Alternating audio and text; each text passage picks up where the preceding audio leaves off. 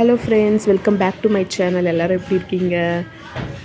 இன்றைக்கி நம்ம வீடியோவில் என்ன பார்க்க போகிறோம்னா, கீரை செடி விதை மூலமாக எப்படி அறுவடை பண்ணலாம், எப்படி வளர்க்கலாம் அப்படின்னு சொல்லிட்டு பார்க்க போகிறோம். அதுக்கு ஒரு சில டிப்ஸ் ஃபாலோ பண்ணோம். அதை ஃபாலோ பண்ணால் போதும், நம்ம சூப்பராக ஹார்வெஸ்ட் எடுக்க முடியும். இந்த கீரை செடி நான் எப்படி இதை அறுவடை பண்ணேன்னா, ஃபஸ்ட்டு எங்கள் வீட்டில் நான் கீரை வாங்கிட்டு வரும்போது அதை தண்டை தாங்க ஜஸ்ட்டு நான் ஊனி விட்டேன். எனக்குமே தெரியாது தண்டை ஊனி விட்டால் இந்தளவுக்கு ஹார்வெஸ்ட் கொடுக்கும் வளரும் அப்படின்ட்டு எனக்குமே தெரியாது. ஸோ நான் சும்மா அந்த தண்டை ஊனி விட்டதுக்கு நான் பார்த்திங்கன்னா இதில் ஒரு 5 டைம்ஸ் 6 டைம்ஸ் கிட்ட அறுவடை எடுத்துட்டேன்.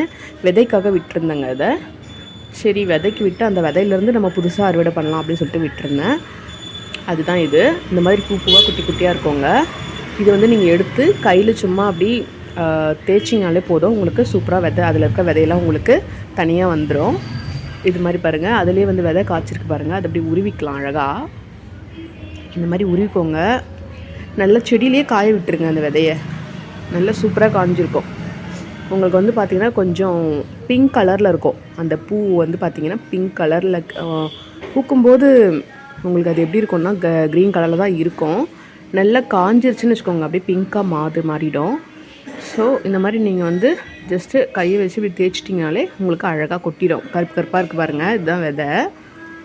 அந்த விதையை நம்ம அது நல்லா காஞ்சிருச்சு. ஒரு சிலது பச்சையாக இருக்க வாய்ப்பு இருக்குது. ஸோ அதனால் நம்ம இந்த மாதிரி கையிலேயே நல்லா தேய்ச்சி விட்டு அதை நல்லா ஒரு வாட்டி வெயிலில் காய வச்சு எடுத்துக்கலாங்க. நல்லா காய வச்சு எடுத்துடலாம். இப்போது இது கரெக்டாக இருக்குது. நமக்கு செடியிலே காஞ்சிருச்சு. ஸோ இது எல்லாத்தையுமே நம்ம ஃபில்டர் பண்ணி எடுக்கலாங்க அழகாக. கண்டிப்பாக நம்மளால் நல்லா சூப்பரான ஹார்வெஸ்ட்டை எடுக்க முடியும். இதில் இருக்கிற விதைகளை மட்டும் எப்படி ஐசோலேட் பண்ணுறது அப்படின்னா, நல்லா பாருங்கள், இந்த மாதிரி நம்ம கையை வச்சு இப்படி அந்த மாதிரி தேய்ச்சி விட்டிங்கனாலே அழகாக உங்களுக்கு கொட்டிடும் மொத்த விதையும். ஸோ இதை நம்ம என்ன பண்ணலான்னா, ஒரு முரத்தில் போட்டு புடச்சி எடுத்துக்கலாம். வீட்டில் நம்ம மரம் இருக்குது பார்த்திங்களா, அந்த மரத்தில் போட்டு அழகாக புடச்சி எடுத்துட்டோம்னா தனியாக பிரிஞ்சிடும். அந்த பூவும் விதையும் தனியாக வந்துடும். ஸோ இது என்ன தான் வெயிலில் காஞ்சிருந்தாலும் சப்போஸ் ஒரு சிலது ஏதாச்சும் ஈரமாக இருக்கலாம் இல்லைங்களா. ஸோ அதனால் நம்ம அதை வெயிலில் காய வைக்கிறது நல்லது. ஒரு 1 hour காயட்டும் வெயிலில். காஞ்சதுக்கப்புறமா அதை நம்ம சூப்பராக இருக்குது பாருங்கள், இதை விதை இந்த மாதிரி குட்டி குட்டியாக தான் இருக்கும். கடுகை விட குட்டியாக இருக்கும். இது நம்ம காய வச்சு அழகாக எடுத்துருக்கோம் விதையை. இப்போது இந்த மாதிரி மண்கலவை ரெடி பண்ணிக்கோங்க.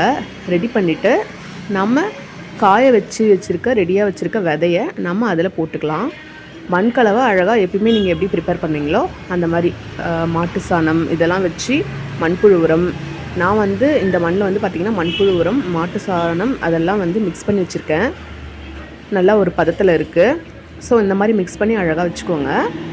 நாம் இதில் எந்த கல்லுமே இல்லாமல் எடுத்துக்கலாம். ஏன்னா கல் நமக்கு தடையாக இருக்கும். வேறு பகுதி அந்தளவுக்கு ஊனி போக முடியாது. ஸோ நாம் கல் இல்லாமல் எடுத்துக்கலாம் அழகாக. இந்த விதைகளை நம்ம டைரெக்டாகவே இந்த மண் மேலே தூவி விடலாம். குழியெல்லாம் தோண்டி புதைக்க வேணாங்க. சும்மா மண்ணில் நீங்கள் அப்படியே தூவி விட்டாலே போதும், உங்களுக்கு சூப்பராக நல்ல ஹார்வெஸ்ட் கொடுத்துரும்.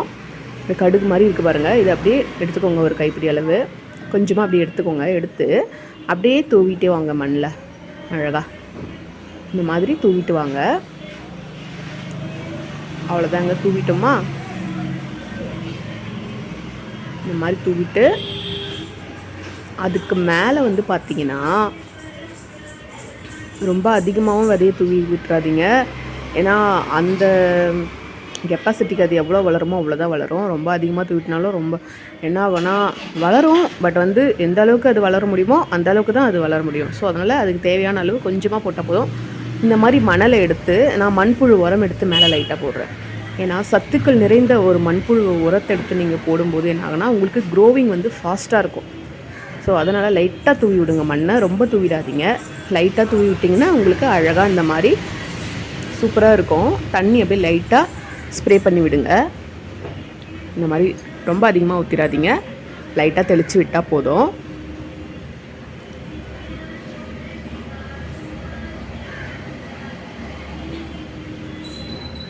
இந்த மாதிரி லைட்டாக தெளித்து விட்டுருங்க ஃப்ரெண்ட்ஸ். இதை அப்படியே விட்டுருங்க. உங்களுக்கு வித்தின் 2 டேஸில் சூப்பரான ரிசல்ட் கிடைக்குங்க. இங்கே பாருங்கள், இது 2 டேஸ் கழித்து நம்ம பார்க்குறோம். 2 டேஸ் கழித்து பார்க்கும்போது நம்மளுக்கு சூப்பராக வளர்ந்துருக்காங்க பாருங்கள். எல்லாருமே சூப்பராக வளர்ந்துட்டாங்க.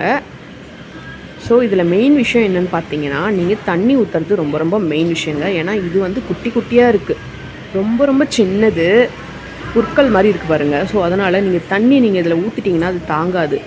என்ன ஆகுன்னா அப்படியே உங்களுக்கு ஃபுல்லாக விழுந்துடும். அதனால் இந்த மாதிரி லைட்டாக தெளித்து விடுங்க, உங்களுக்கு சூப்பராக வரும் ஃப்ரெண்ட்ஸ்.